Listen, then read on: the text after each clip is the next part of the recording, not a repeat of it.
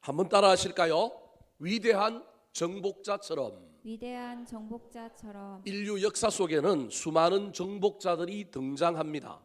몽고의 징기스칸, 마게도냐의 알렉산더 대왕, 로마의 시저, 프랑스의 나폴레옹 등 자타가 공인하는 위대한 승리자, 위대한 정복자들이 있습니다.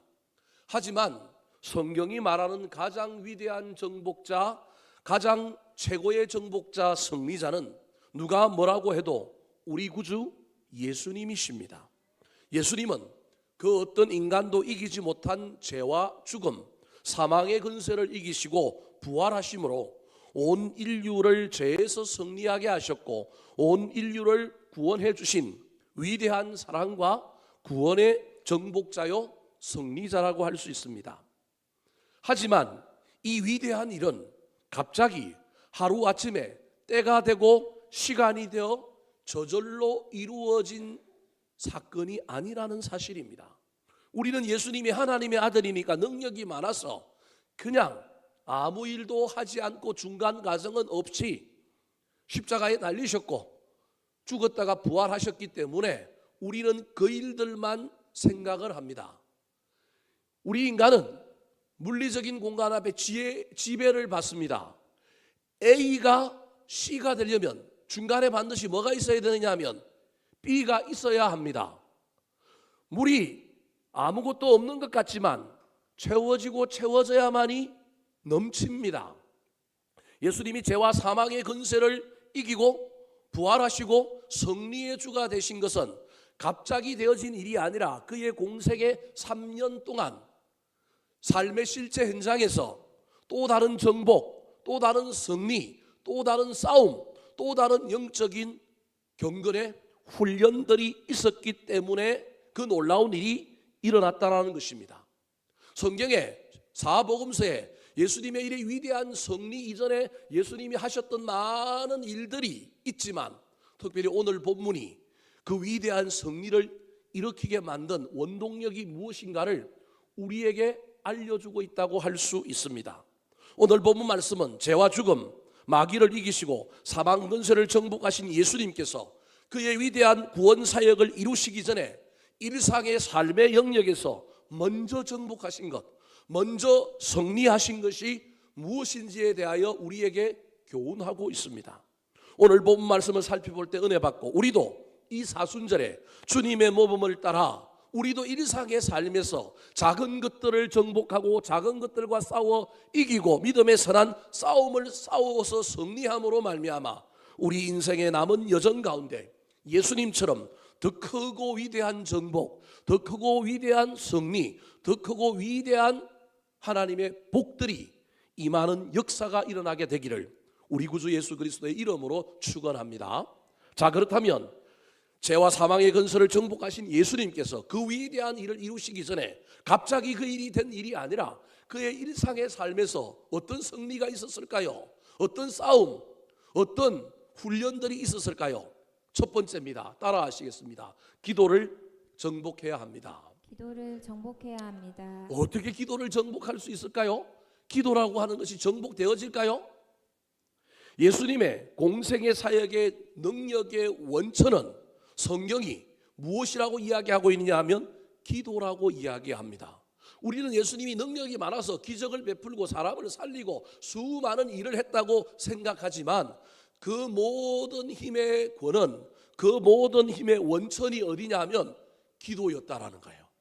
예수님은 공생의 3년 사역 동안 아무리 바쁘고 힘들어도 기도를 놓치지 않고 기도를 붙들었습니다. 자, 오늘 본문 35절 말씀 같이 한번 읽어볼까요? 시작. 새벽 아직도 밝기 전에 예수께서 일어나 나가 한적한 곳으로 가사 거기서 기도하시더니. 사역하시느라고 얼마나 바빴는지 모릅니다. 아침에 기도할 수도 있고 저녁에 기도할 수도 있고 점심때 기도할 수도 있고 아니면 그것도 안 되면 하루 세끼 밥 먹을 때도 기도할 수 있는데 예수님은 그 모든 것을 다 놔두고 가장 바쁘고 가장 힘든 시간인 어디예요? 새벽에. 새벽이 아직도 밝기 전에 그것도 그 장소에서 기도해도 되는데 기도를 집중하고 기도의 시간을 따로 뗄 뿐만 아니라 장소도 거룩하게 하려고 어디로 갔어요? 한적한 곳으로 가서 우리 주님이 기도하셨습니다. 우리 주님은 새벽 기도의 창시자이십니다. 마가복음 6장 46절에 보면 예수님은 산기도도 창조하셨습니다. 무리를 작별하신 후에 기도하러 산으로 가시니라. 우리 주님께서 산기도 했다니까요. 오병이어 기적을 일으키고 난 다음에 사람들이 예수님을 임금 삼으려고 하니까 육신의 메시아가 아니라 영혼의 메시아가 되기 위하여 그들을 뿌리치고 산으로 올라가서 기도했잖아요. 기도하다가 제자들이 갈릴리 호수에서 파도와 싸우는 거 보고 나중에 무리를 어떻게 하셔요? 걸어가시잖아요. 걸어가신 능력이 어디서 생겼다고요? 기도에서 생긴 거라니까요. 여러분, 안 믿으면 천국 가서 물어봅시다. 무리로 걸어가신 것이 기도의 능력 때문에 기도하시니 자기 제자들이 고통당하는 게 눈에 보이는 거, 이게 기도의 능력인가요? 우리 주님은 산기도 하신 분이에요. 누가복음 6장 12절에 보면 예수님께서 기도하러 산으로 가사 밤이 새도록 하나님께 기도하시고, 새벽기도, 산기도 뿐만 아니라 무슨 기도도 만드신 분이냐 하면 철야 기도도 만드신 분이에요. 제가 장로의 신학대학교 다닐 때 장로의 신학교 뒤에 보면 아차산이라고 하는 산이 있습니다. 그 산을 뻔질나게 올랐습니다. 왜요? 산기도 하려고.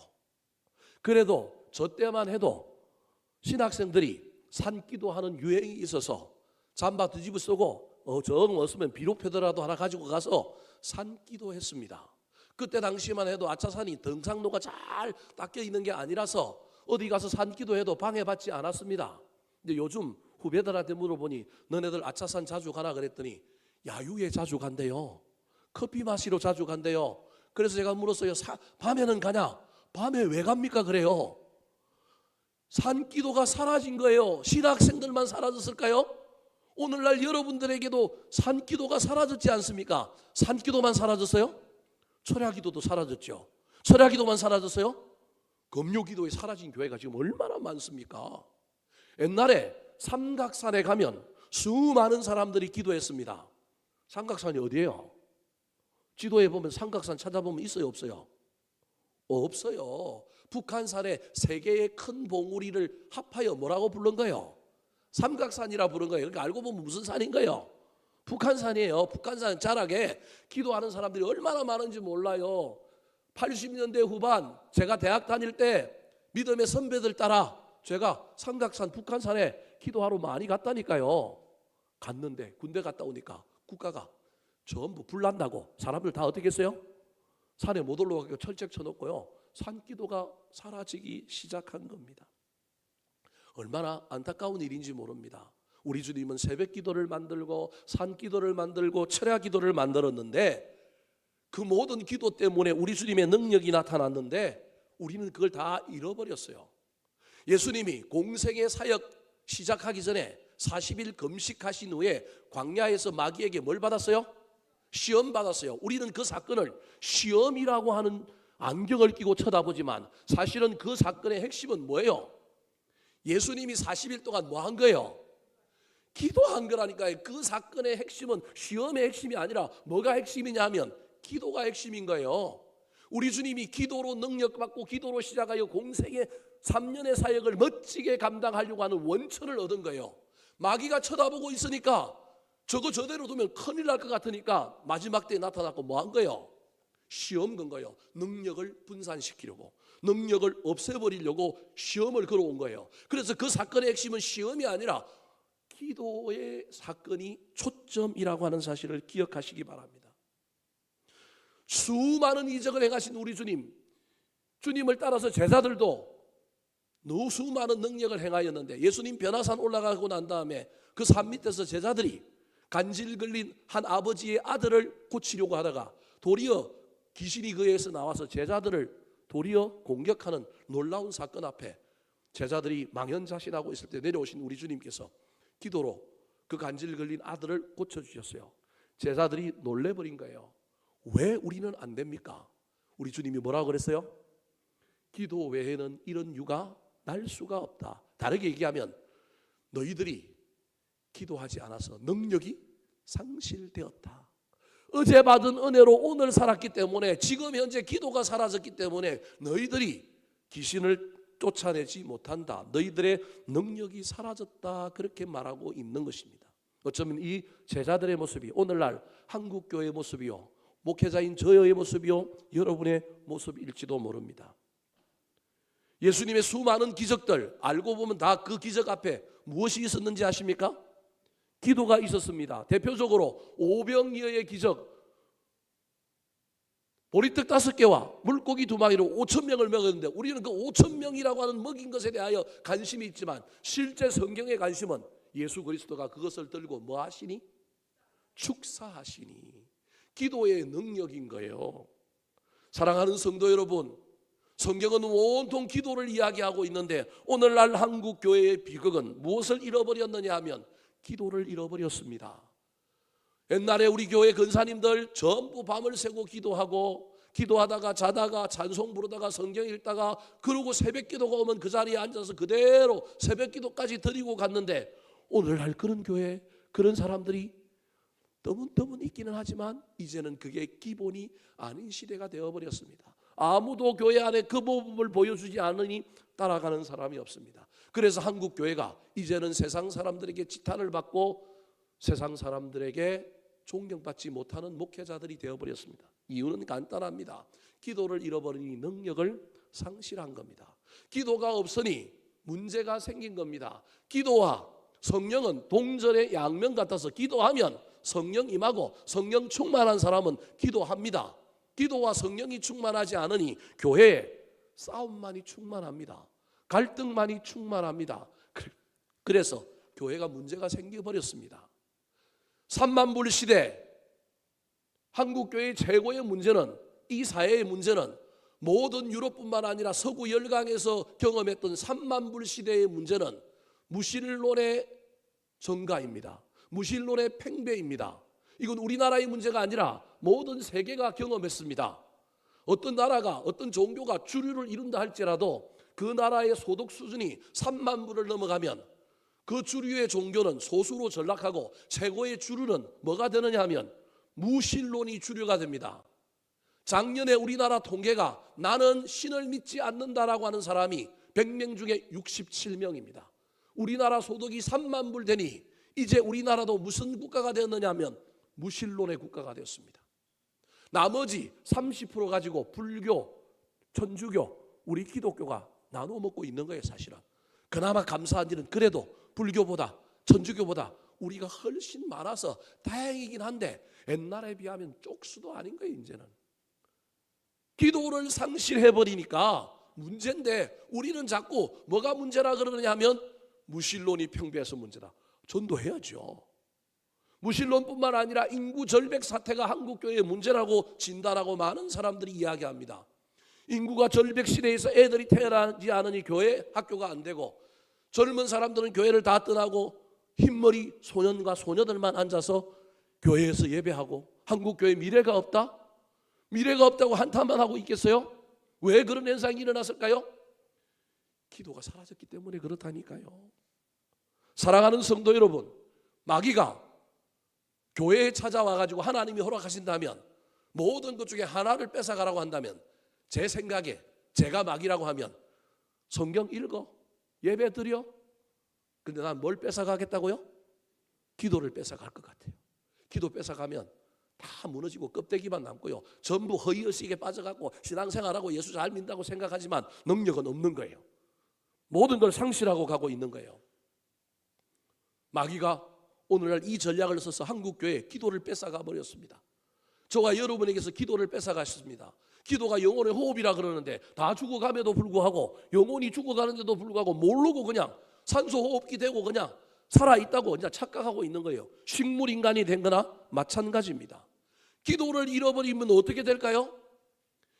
김일성의 엄마 이름이 강반석입니다. 강반석이 집사였습니다. 강반석이 교회를 다녔다니까요. 누굴 데리고요? 김일성을 데리고 교회 다녔다니까요. 그런데 그 강반석 집사 밑에서 여러분, 기독교를 가장 핍박하는 공산주의의 개수 중의 개수인 김일성이가 태어났다. 김일성이가 생겨났다니까요. 왜 그런 일이 생겼을까요? 강반석 집사가 어린 김일성을 데리고 교회 갔는데 맨날 뭐만 할까요? 잠만 잤습니다. 아들인 김일성이가 보다 못해가지고 자기 엄마한테 물었습니다. 엄마 왜 맨날 자요? 교회 와갖고? 왜 맨날 자요? 엄마 도대체 엄마는 교회 뭐하러 와요?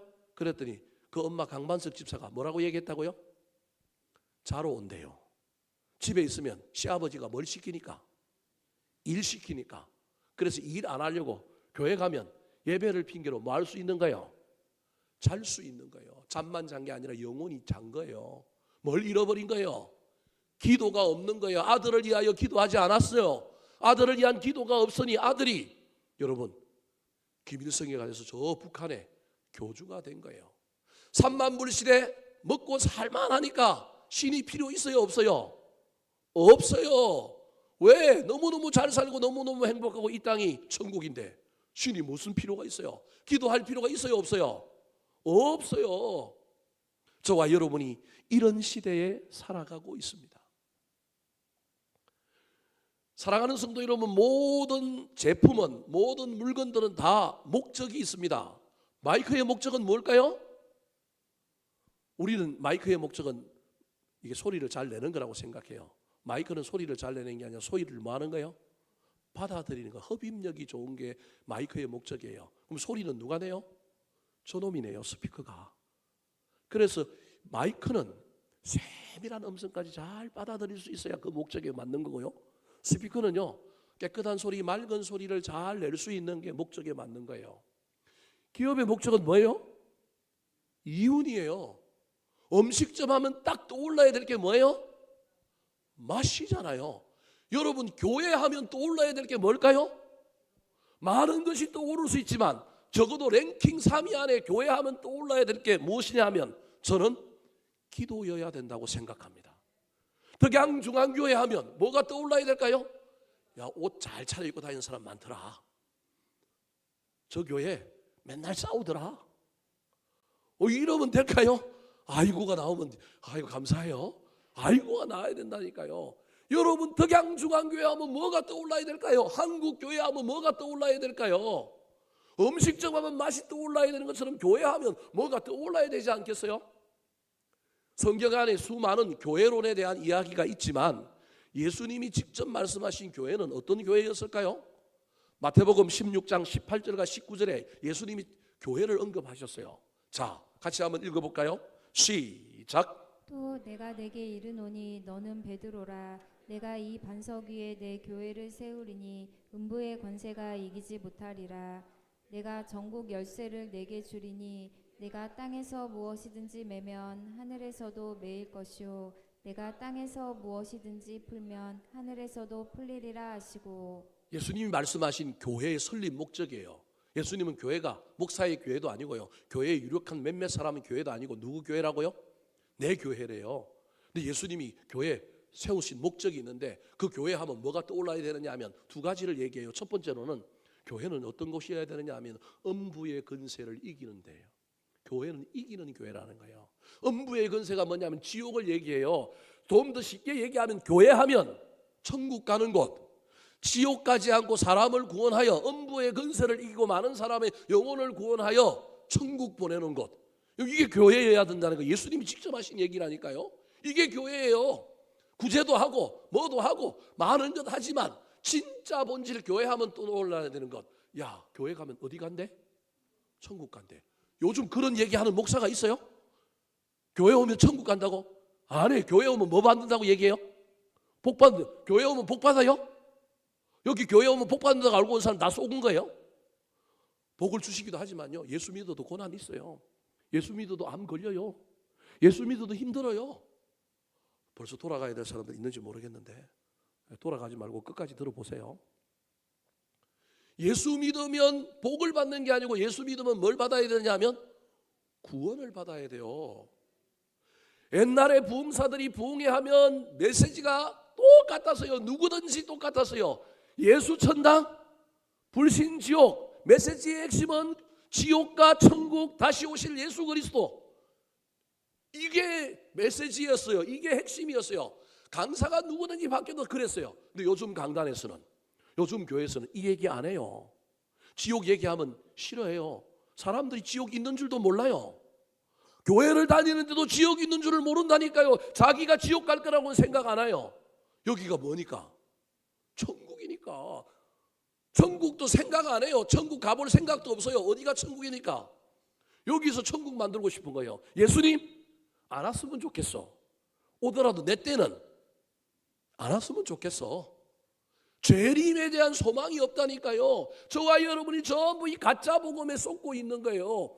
교회 하면 떠올라야 될 게 예수 천당 불신 지옥. 교회는 영혼을 구원하여 천국 보내는 곳이라는 거예요. 천국 가기 위한 터미널이에요. 여기가 천국 버스 터미널이 아니라 여러분 터미널에 지금 열차 타려고 기차 타려고 와 있는 거예요. 근데 사람들이 교회를 쳐다보는 가운데 이걸 못 떠올리는 거예요. 왜냐하면 옛날에는 그 이야기 했는데 요즘은 그 이야기를 해요? 안 해요? 안 해요. 또 다른 하나 19절에 예수님이 교회를 세우면서 내 교회를 세우는데 첫 번째로는 엄부의 근세를 이기는 교회, 두 번째로는 뭐냐 하면 천국 열쇠를 줬는데 저 열쇠가 다양한 의미로 해석될 수 있어요. 하나는 영혼을 구원하는 의미의 천국 열쇠이기도 하면 또 다른 하나는 기도와 관련되어 있는 천국의 열쇠예요. 하늘에서 땅에서 무엇이든지 매면 하늘에서도 매일 것이요 땅에서 무엇이든지 풀면 하늘에서도 말이라 풀리리라. 기도의 비밀을 가지고 있는 교회, 기도하는 교회. 그래서 이사야 56장 6절에 하나님께서 구약의 이스라엘 백성들에게 하나님의 성전 오늘날 교회에 정의를 딱 내려놨어요. 같이 한번 읽어볼까요? 시작. 내가 곧 그들을 나의 성산으로 인도하여 기도하는 내 집에서 그들을 기쁘게 할 것이며 그들의 번제와 희생을 나의 제단에서 기꺼이 받게 되리니 이는 내 집은 만민이 기도하는 집이라 일컬음이 될 것임이라. 내 집은, 교회는, 성전은 만민이 많은 집이라고요? 이게 교회의 정의예요. 교회 하면 딱 떠올라야 될 것 중에 이게 막 1등이다 1순위다 사람마다 다를 수 있기 때문에 제가 그렇게 말할 수는 없지만 랭킹 3위 안에 교회 하면 떠올라야 되는 이미지가 기도인 거예요. 그래서 예수님께서 십자가 지시게 하여 예루살렘에 입성하여 예루살렘 성전에 들어갔는데 우리 주님이 기가 막혀갖고 채찍을 가지고 휘둘르면서 성전을 정화하시면서 뭐라고 얘기했어요? 저 말씀을 인용하시잖아요. 내 집은 만민의 기도하는 집인데 너희들이 강도의 소굴로 만들어놨구나. 기도는 온데간데 없고 전부 강도들만 모여가지고 인간의 소리만 가득 차 있구나. 어쩌면 오늘날 한국교회의 모습일지도 모르지 않겠습니까? 사랑하는 성도 여러분, 주님의 위대한 승리, 위대한 구원, 위대한 정복은 평상시의 일상의 삶에서 기도를 정복했기 때문에 일어난 일이라는 겁니다. 그렇다면 이 사순절 기간에, 아니 올해 저와 여러분의 인생에 하나님께서 나에게 큰 위대한 구원, 큰 위대한 승리, 암에서 해방되고 사업이 대박나고 우리 자녀들이 잘되고 사람마다 다 다른 큰 구원, 위대한 정복, 위대한 승리가 있다고 한다면 여러분 일상의 현재 나의 삶에서 저와 여러분이 무엇을 정복해야 된다고요? 기도를 정복해야 된다니까요. 기도를 어떻게 정복해요? 제가 옛날 학교 다닐 때 완전 정복이라고 하는 참고서가 있었는데 정복은 힘들잖아요. 그러면 정복은 못하더라도 저와 여러분 일상의 삶에서 뭐는 뺏기지 말아야 돼요? 기도는 빼앗기지 말아야 돼요. 누구한테? 마귀한테. 마귀는 기도를 빼앗아 가고 싶어 한다니까요. 이 사순절 기간만이라도 올 한 해 내 기도가 응답되고 내 비전과 내 꿈이 이루어지고 나의 위대한 승리, 구원과 정복이 일어나기를 사모한다고 한다면 삶의 현장에서 저와 여러분이 기도는 좀 붙들어야 되지 않겠습니까? 작년보다 좀 더 해야 되지 않겠습니까? 다른 때보다 좀 더 기도에 힘을 내야 되지 않겠습니까? 1년 12달 못 나와도 고난주간 특별 새벽 기도는 한번 나와봐야 되지 않겠습니까? 철야 기도 때 저와 여러분이 그래도 기도를 붙들고 한번 실험해봐야 되지 않겠습니까? 부르짖어 기도하고 기도할 때 역사하시는 하나님의 놀라운 은혜를 경험해봐야 되지 않겠습니까? 야, 기도의 맛이 있구나. 기도는 이런 능력이 있구나. 한번 경험해봐야 되지 않겠습니까? 사랑하는 성도 여러분, 사순절이라고 하는 일상의 삶에 저와 여러분이 붙들어야 할 것, 저와 여러분이 정복해야 될 것, 기도라고 하는 사실 잊어버리지 마시기 바랍니다. 사람마다 기도의 수준이 지금 다 다르기 때문에 어떤 수준으로 올라오라고 얘기하지 않겠습니다. 현재의 수준보다 높이시기 바랍니다. 양을 늘리시기 바랍니다. 횟수를 늘리시기 바랍니다. 기도에 대해서 소홀하고 기도에 대한 중요성을 몰랐다고 한다면 그 중요성을 다시금 가지시기 바랍니다. 정말로 내가 기도하지 않았다고 한다면 식사 기도라도 제대로 좀 하십시오. 식사 기도한 사람이라고 한다면 누구한테 전화를 받았는데 어렵다고 얘기 들으면 그 자리에서 전화 속으로 기도하기가 민망하면 전화 끊고라도 그 자리에 서서 기도하십시오. 여러분, 이게 기도를 붙드는 겁니다. 이게 기도를 빼앗기지 않는 겁니다. 하나하나씩 올라가야지 어떻게 갑자기 되겠어요. 벽돌을 하나하나 쌓아야죠. 지금 저와 여러분의 기도의 내공이 얼마만큼인지 잘 살펴보시고 그 내공을 좀 더 올리시기 바랍니다. 일상의 삶에서 그 일을 이 사순절 기간에 할 때 하나님께서 여러분의 인생에 더 큰 승리, 더 큰 구원, 더 큰 정복을 가져다 주실 것입니다. 두 번째, 우리 예수님에게서 배워야 할 위대한 구원, 위대한 정복의 승리자였던 우리 주님께서 배워야 할 일상의 삶에서 저와 여러분이 정복해야 될 건 뭘까요? 따라하시겠습니다. 자기를 정복해야 합니다. 자기를 정복해야 합니다. 이 세상에서 가장 이기기 어려운 상대는 바로 나 자신입니다. 그래서 세계 최초로 에베레스트를 정복한 에드먼드 힐러리라고 하는 영국의 백작인데요. 이 사람이 뭐라고 얘기했을까요? 우리 같이 화면을 읽어볼까요? 시작. 한 것이 아니라 우리 자신을 정복한 것이다. 자, 아래 노자가 한 이야기도 읽어보겠습니다. 시작. 남을 이기는 자는 강한 자이지만 자기를 이기는 자는 더 강한 자다. 예수님은 십자가 지시기 전에 우리는 겟세마네 동산에서 자기 한번 이겼다고 생각하잖아요. 이 잔을 내게서 좀 멀리 해주십시오. 그런데 할만하시거든 이렇게 해주시되 주님의 뜻이라면 내가 따르겠습니다. 그 겟세마네 동산에서 예수님이 누굴 이겼느냐 하면 자기를 이겼어요. 그리고 뭘 졌어요? 십자가를 졌잖아요. 우리는 그때만 예수님이 이긴 줄 알잖아요. 아니에요. 예수님이 그때만 이긴 게 아니라 공생의 3년 사역 동안 삶의 현장에서 일상의 삶에서 부지런히 자기를 이겼기 때문에 겟세마네 동산에서 뭐 한 거예요? 이긴 거예요. 여러분, 계속 이겨야 더 큰 유혹 앞에서 이기지, 일상 삶에서는 한 번도 이겨본 적이 없는데 내가 결정적인 순간에 내가 나를 이기리라? 내가 얼마나 나쁜 놈인데요. 내 안에 흰 늑대와 검은 늑대가 맨날 싸우는데 내가 흰 늑대한테 먹이를 줘야 흰 늑대가 이기죠. 근데 먹이도 안 주고 갑자기 흰 늑대와 검은 늑대가 싸워서 흰 늑대가 이길 거라고요? 못 이깁니다. 작은 일에서 이겨야 된다니까요. 우리 예수님이 십자가를 지고 우리를 구원하신 그 위대한 사건이 일어나기 전에 우리 주님은 삶의 많은 영역에서 자기를 부인하고 자기를 이겼어요. 그래서 예수님께서 나를 따르는 자는 누구를 부인하고? 자기를 부인하고 뭘 지라고요? 십자가를 져야 된다. 그래야 큰 일이 일어난다라는 겁니다. 그렇다면 우리 자신을 이기는 일이 참 어려운데 나도 내 자신 잘 이기기가 힘들어서 때로는 뚜껑이 열리고 입이 이상해지고 실수하고 실패하는데 이거 어떻게 이겨야 될까요? 여러 가지 방법이 있겠지만 제가 두 가지 방법을 여러분에게 설명하려고 합니다. 첫 번째로는 내면이 있고 외면적인 측면의 접근이 있어요. 첫 번째로는 내 안에서 올라오는 걸 좀 잘 막으시기 바랍니다. 내 안에서 더러운 것, 내 안에서 막 올라오는 것들을 잘 막아야만이 이길 수 있습니다.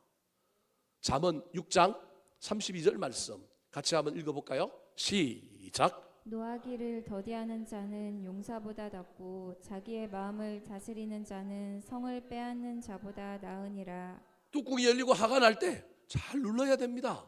마음을 잘 다스려야 됩니다. 악한 것이 내 속에 많이 있어요. 뚜껑 열어보면 이 안에 죄가 많고요, 이 안에 악독이 많고요, 내 안에 막 얼마나 더러운 것이 많은지 몰라요. 그래서 여러분, 가장 실망하는 사람이 누가 가장 실망해요? 가장 가까이 있는 사람이 실망해요. 처음에는 콩깍지가 씌어갖고 좋다고 하는데 가까이서 보니까 여러분 멀리서 봐야 뭐 하다고요? 이뻐대잖아요. 가까이서 보면 어떻다고요? 뭐 죽은 개도 있고요, 주름도 있고요, 뭐 그것뿐만 아니라요, 개 같은 성질, 더러운 성질 다 보이잖아요. 오래오래 살다 보면. 그래서 여러분 두 눈 뜨고 살다가 결혼하고 나면 무슨 눈 뜨고 살아야 돼요? 한 눈만 뜨고 살아요. 잉크하고 살아요. 저 신혼부부가 왔는데 저 신혼부부가 한 눈만 뜨고 살아야 되는데 두 눈 뜨고 살면 이상한 게 계속 보일 거란 말이에요. 사랑하는 성도 여러분, 이 사순절 기간에 자기를 이겨보려고 애를 쓰시기 바랍니다. 내가 나를 이길 때 하나님이 큰 승리를 주실 거예요. 이 속에서 뭐가 올라올 때마다 잘 누르고 마음을 잘 다스리시기 바랍니다. 두 번째 방법은 오늘 본문에서 예수님이 우리에게 교훈하고 있는 방법인데, 유혹과 미혹에 끌려가지 않고 단절함으로 자기를 이겨야 돼요. 내 안에 있는 것을 내가 이기는 것도 중요한데, 악한 마귀는 우리를 유혹하고 미혹하게 만들어서 따라가게 만들고 끌려가게 만드는 거거든요. 자, 오늘 본문에서 예수님에게 어떤 일이 있었을까요? 36절, 37절 말씀 같이 한번 읽어보겠습니다. 시작. 시몬과 및 그와 함께 있는 자들이 예수의 뒤를 따라가 만나서 이르되 모든 사람이 주를 찾나이다. 저게 무슨 말일까요? 예수님이 기도하고 있는데 기도 끝내고 움직이려고 하는데 시몬, 베드로와 그와 함께 있는 자들, 제자들이 예수님의 뒤를 따라가고 예수님한테 이렇게 얘기합니다. 선생님이요, 모든 사람이 주를 찾습니다. 주님께 열광하고 주님이 이적을 베풀고 주님이 병자를 낫는 것 때문에 사람들이 주님께 몰려왔습니다. 그 말은 그 사람들 앞에 나타나가지고 이번에 국회의원 선거하는 것처럼 손 한번 탁 흔들고 이러라는 얘기예요. 지금 베드로가 주님, 사람들이 열광합니다. 사람들이 당신에게 한호합니다. 가서 그 사람들을 손 한번 흔들어주고 그 사람들이 원하는 말 한번 해주십시오. 이게 베드로의 제안입니다. 근데 우리 예수님이 딱 가만히 있다가 뭐라고 할까요? 38절 같이 한번 읽어볼까요? 시작. 우리가 다른 가까운 마을들로 가자. 거기서도 전도하리니 내가 이를 위하여 왔노라. 나 그 사람들한테 간다 안 간다? 안 가. 어디로 가자고요? 다른 가까운 마을로 가자.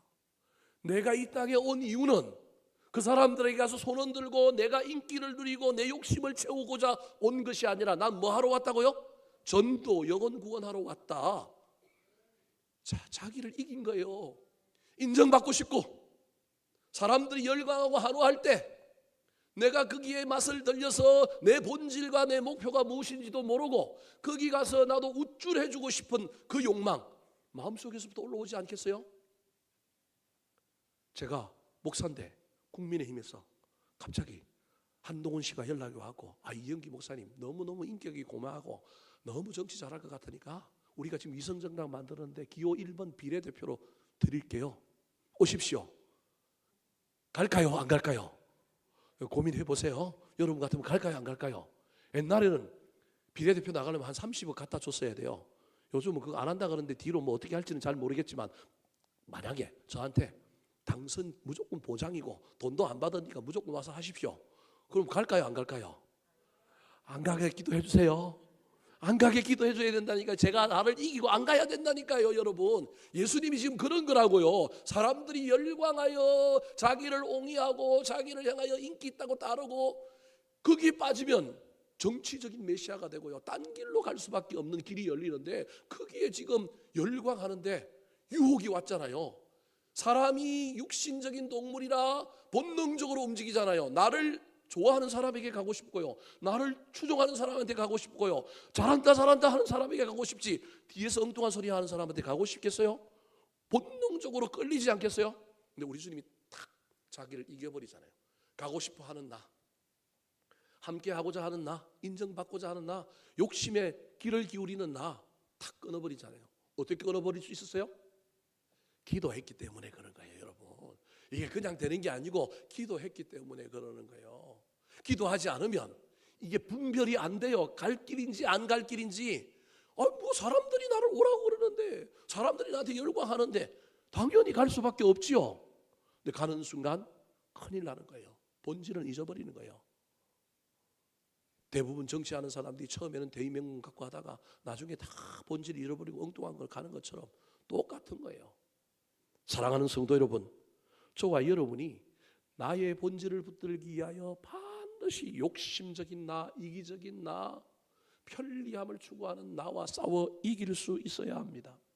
공생의 시작 전에 강야에서 40일 동안 시험 받을 때 여러분, 우리 주님이 얼마나 그 모든 것을 우리는 그냥 능력으로 막 말씀으로 이겼다라고 얘기하지만 사실은 말씀으로 이긴 게 아니라 누구랑 싸워 이긴 거예요?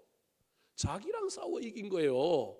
40일 동안 굶었으니 얼마나 배가 고플까요? 마귀가 와고 너는 하나님의 아들이라며 능력 있다며 돌로 뭘 만들라고요? 떡 만들어서 먹고 싶어요, 안 먹고 싶어요? 먹고 싶었지만 그 마귀 말 듣고 그 일을 하면 돼요, 안 돼요? 능력이 없어서가 아니라 그 말 듣고 하면 안 돼요. 주님이 만들라고 만들면 되는데 지금 누가 와서 만들라 그러는 거예요? 마귀가 만들라 그러는 거예요. 만들어 놓고 나면 견물생심이라고 먹고 싶을까요, 안 먹고 싶을까요? 그런데 그 먹고 싶은 마음, 그 줄인 마음을 탁 움켜쥐고 자기랑 싸워서 뭐 하는 거예요? 이기는 거예요. 생존의 욕구와 싸워 이긴 거예요. 성전에 올라가 가지고 너 성전에서 뛰어내리면 하나님 너 사랑하실 거다. 너 하나님의 아들이라며 천사 보내줘서 발이 땅에 닿지 않도록 뭐 할 거라고요? 보호해 주실 거다. 뛰어내려라. 그때 뭐라고 얘기해요? 주 너희 하나님을 뭐 하지 말라고요? 하나님은 시험의 대상이 아니라 우리가 순종하고 따라야 될 대상이다. 한번 시험해보고 싶지 않아요? 여러분 인생에도 저와 여러분이 하나님의 사랑받는 자인지 하나님 진짜 나를 만들었는지 한번 시험해보고 싶지 않아요? 이게 인간의 욕구예요. 확인해보고 싶은 거. 우리 엄마가 나를 사랑하나 안 하나, 우리 아버지가 나를 사랑하나 안 하나 한번 확인해보고 싶은 거예요. 이게 우리의 욕구라니까요. 그걸 확인 안 하잖아요. 자기랑 싸우고 있어. 확인할 필요가 없어요. 믿음으로 하나님은 나 그거 안 해도 나 뭐 한다? 사랑하신다. 그거 안 해도 난 누구의 아들이다? 하나님의 아들이다. 굳이 뛰어내릴 필요가 있다 없다? 없다. 그걸 왜 하냐? 근데 마음속으로 한번 해보고 싶잖아요. 그럼 해보고 확인해갖고 천사들 보내자고 짜잔 땅에 떨어지기 전에 멋지게 막 두 팔 벌리고 뮤지컬 스타들이 공중에서 와이어 타고 내려오는 것처럼 착지 딱 하면 기분 좋을까요, 안 좋을까요? 얼마나 좋을까요? 뿌듯하고 야 사람들이 또 그거 보고 야 너 진짜 하나님의 아들이네, 너 멋지다. 그러면 또 내가 어떻게 될까요? 뿌듯해지지 않겠어요? 근데 그 욕구를 이기는 거예요. 사랑의 욕구를 이긴 거예요. 생존의 욕구 다음에 사랑의 욕구를 이긴 거예요. 세 번째로는 높은 산에 데리고 가갖고 불빛 찬란한 일산 시내를 탁 보여주고 난 다음에 야 네가 나한테 절하면 이 모든 것을 다 누구한테 주겠다고요? 나한테 주겠다. 명예의 욕구. 이게 있잖아요. 우리도 준다고 하면 제가 아까 이야기했잖아요. 나 비례대표 1번 주면 돈 안 내도 되고 당첨되는 거 확실하다 그러면 갈까요, 안 갈까요? 여러분 보기에 제가 안 갈 것 같지요? 모른다니까 이 인간이. 실제로 제안이 오면 절대 제안은 안 오겠지만 제안이 오면 모른다니까요. 이게 우리 인간의 욕망이에요. 욕망, 명예. 여러분 이런 것 때문에. 근데 우리 예수님은 사탄아 뭐 하라고요? 물러가라. 사랑하는 성도 여러분, 이 사순절 기간 동안에 저와 여러분이 나를 한번 이겨봤으면 좋겠습니다. 내 습관, 나의 이기성, 나의 믿음 없는 것 한번 싸워서 이겨보시지 않겠습니까? 나와 싸워 이길 때 내가 그 이김을 통하여 하나님께서 나에게 더 큰 것을 주실 거라고. 나는 평생 나를 이기지도 못하는데 맨날 기도해갖고 하나님 기도 좀 들어주세요. 우리 주님 불쌍해서 들어주시기도 하시지만 야 그거 주면 뭐 할 건데 네가 누굴 못 이겨? 나를 못 이기고 준 것 같고 또 뭐 할 것 같아요? 사고 칠 것 같아. 해결해주면 해결해준 것 가지고 은혜롭게 살았으면 좋겠는데 지 자신도 다스리지 못하고 자기도 이기지 못하는 그 인간에게 복을 주고 물질을 주고 문제 해결을 주면 그거 갖고 또 뭐 할 것 같다고요? 또 사고 칠 것 같다니까요? 또 문제 일으킬 것 같다니까요? 안 주는 거예요, 여러분. 한두 번은 줘도 저라도 안 줄 거예요. 칼을 달라고 그러는데 어린아이가 칼을 다룰 수 있는 준비가 돼야 되잖아요. 칼을 주겠어요? 저와 여러분이 나를 이기는 것을 우리 주님께 이 사순절 기간에 보여줄 수 있게 되기를 예수님의 이름으로 축원합니다. 마지막입니다. 위대한 승리자, 위대한 정복자 우리 예수님은 일상의 삶에서도 그 놀라운 일들을 먼저 행하셨다는 거예요. 무엇을 행하셨을까요? 따라하시겠습니다. 목표를 정복해야 합니다. 목표를 정복해야 합니다. 이미 아까 말씀드렸습니다. 많은 사람들이 주를 찾나이다. 그랬더니 예수님이 그 사람들한테 안 가고 가까운 마을로 가자 그랬어요. 근데 중요한 건 말을 그렇게 하는 것만 해도 얼마나 대단해요. 예수님이 자기를 추종하고 자기를 따르는 사람에게 많은 사람들이 와 있다는 베드로의 이야기를 듣고도 그 사람들이 안 갈 뿐만 아니라 베드로와 제자들에게 뭐라고 얘기하냐면 우리가 어디로 가자고요? 다른 마을로 가자. 다른 가까운 마을로 가자. 내가 가서 뭐 할 거다? 전도할 거다. 나는 이를 위하여 왔다. 제자들이 그 말을 듣는 순간에 얼마나 놀랬겠어요. 이야 우리 선생님 다르네. 우리 선생님 멋지네. 그런데 그것도 중요하지만 그것보다 더 중요한 게 있어요. 제가 늘 설교할 때 이야기하잖아요. 어떤 사람이 옳은 말을 한다고 그 사람이 무슨 사람이 아닐 수도 있다고요? 옳은 사람이 아닐 수도 있어요. 저 같은 사람 조심해야 돼요. 늘 강단에 서서 옳은 말 하잖아요. 근데 제가 옳은 말을 하더라도 옳은 사람이 아닐 수 있어요. 잘 분별해야 돼요. 지금은 제가 옳은 사람 되려고 애를 쓸 테니까 너무 의심하지 마시고 늘 기억해야 될 것, 내가 옳은 말을 해도 내가 사실은 옳은 사람은 아니다. 정치인들 봐요. 정치인들 옳은 말 하지만 진짜 옳은 사람 아닌 사람들이 수두룩 빽빽해요. 근데 옳은 사람이 되려면 자기가 한 말을 어떻게 해야 돼요? 지켜야 되잖아요. 예수님은 결단했습니다. 근데 결단하고 난 다음에 결단만 한 게 아니라 실행했습니다. 우리 그리스도인들의 최고의 문제가 무엇입니까? 은혜를 받았어요. 근데 은혜 받고 뭐예요? 땡? 저 교회 바깥에 나가면 어떻게 해요? 별게 없어. 세상 사람들과 똑같아. 머리만 커졌어. 아는 것만 많아. 삶은 없어요. 오늘 우리 주님 어떻게 했을까요? 38절, 39절 말씀 같이 한번 읽어볼까요? 시작. 우리가 다른 가까운 마을들로 가자. 거기서도 전도하리니 내가 이를 위하여 왔노라. 이에 온 갈릴리에 다니시며 그들의 여러 회당에서 전도하시고 또 귀신들을 내쫓으시더라. 제일 중요한 말이 이해입니다. 결단하고 결심하고 은혜 받았다고 말하는 걸 넘어서서 이해. 다른 가까운 마을로 가자 그랬는데 이제는 다른 가까운 마을을 넘어서 어디로 다녀요? 온 갈릴리를 휘젓고 다니는 거예요. 이게 우리 예수님이에요. 결심만 하고 결단만 하는 게 아니라 온 갈릴리로 다니시는 거예요. 회당에서 뭐 하셨어요? 전도하셨어요. 근데 전도를 넘어서 뭐까지 해요? 귀신까지 내어 쫓는 거예요. 이게 실행력이에요.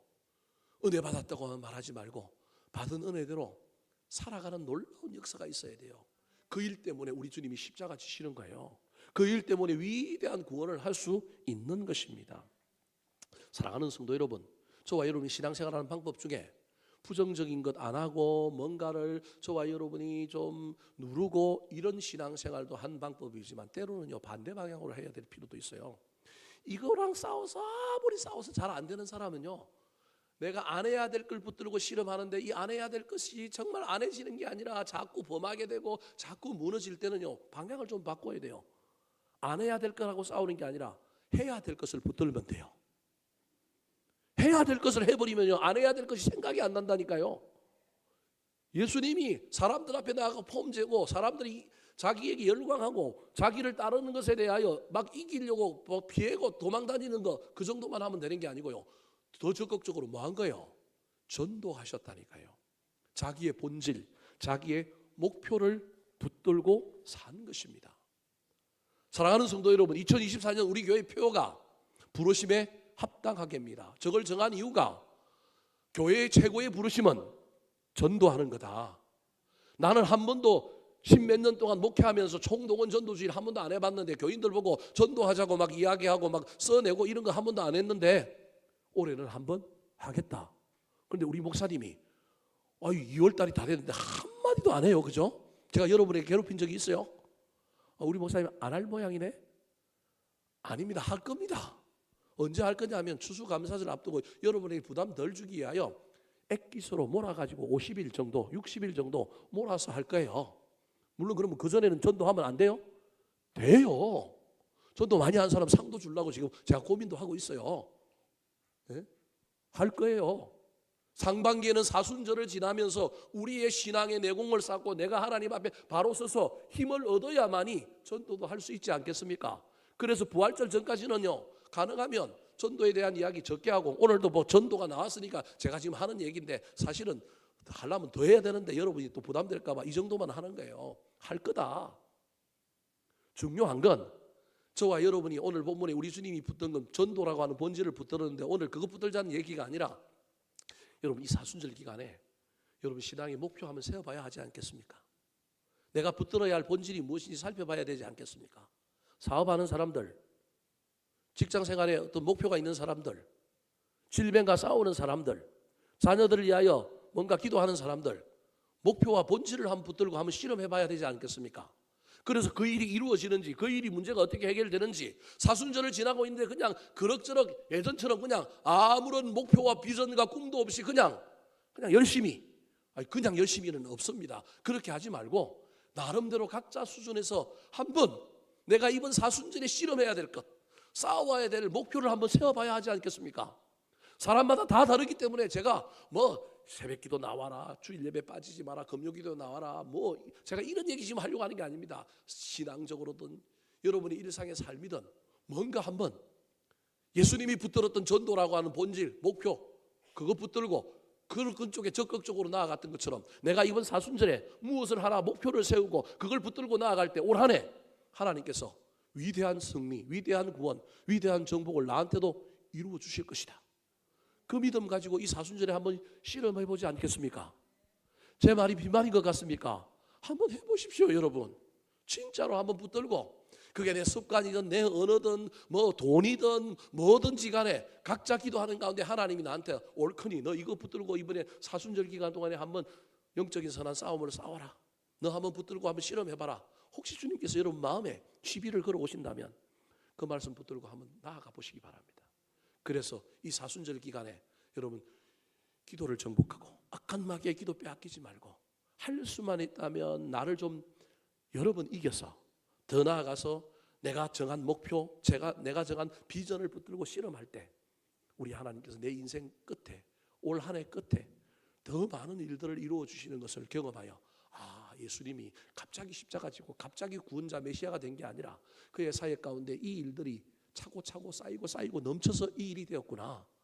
나도 쌓고 가다 보면 하나님께서 더 큰 은혜를 주시겠구나. 이 믿음 갖고 살 뿐만 아니라 그 은혜를 경험하는 저와 여러분이 되기를 예수님의 이름으로 축원합니다. 한번 따라 하실까요? 위대한 정복자처럼 기도 정복, 자기 정복, 목표 정복. 한 번 더 따라 하실까요? 위대한 정복자처럼 기도의 힘으로 정복해야 합니다. 자기를 이기는 것이 최고입니다. 목표와 본질을 붙들어야 합니다.